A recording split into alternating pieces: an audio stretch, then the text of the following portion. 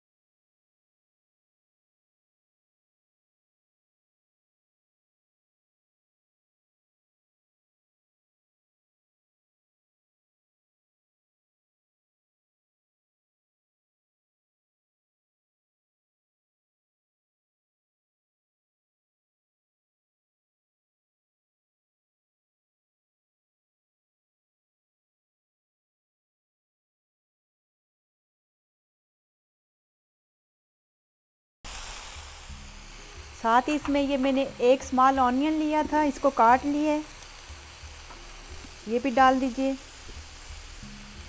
और ½ टीस्पून मैंने लिया है क्रश पेपर, ये भी डाल देने हैं। सब्जियां आपने बहुत ज़्यादा पकानी नहीं है। ये 3 मैंने टमाटो लिए थे, इनको भी मैंने काट लिए, ये भी डाल दीजिए।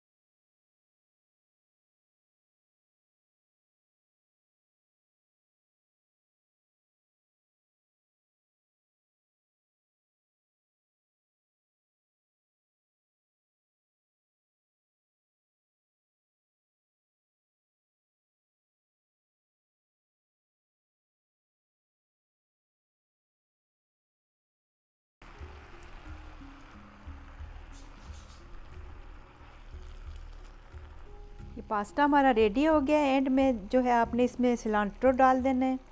मैंने लेस देन हाफ बंच लिया था और कुछ मैं गार्निश के लिए रख रही हूँ, और थोड़ी सी ये चीज़ है ये भी गार्निश के लिए मैंने रखे। तो मैं दिखाती हूँ अब आपको इसकी फ़ाइनल लुक। तो वेजिटेबल पास्ता हमारा रेडी है, ये है इसकी फ़ाइनल लुक। ज़्यादा से ज़्यादा इसको 10 मिनट लगते हैं। आप इसमें अगर पसंद हो तो आप चिकन भी बॉयल करके इसमें डाल सकते हैं, आपकी मर्ज़ी है। लेकिन ये इस तरह से भी बहुत मज़े का है, बहुत आसानी से बनने वाली रेसिपी है, ज़रूर ट्राई कीजिए। तो इसके साथ मुझे इजाज़त दीजिए, और जाने से पहले अगर मेरी वीडियो आपको अच्छी लगे तो अपना फ़ीडबैक ज़रूर दीजिएगा, लाइक और सब्सक्राइब भी करें। ओके, अल्लाह हाफिज़।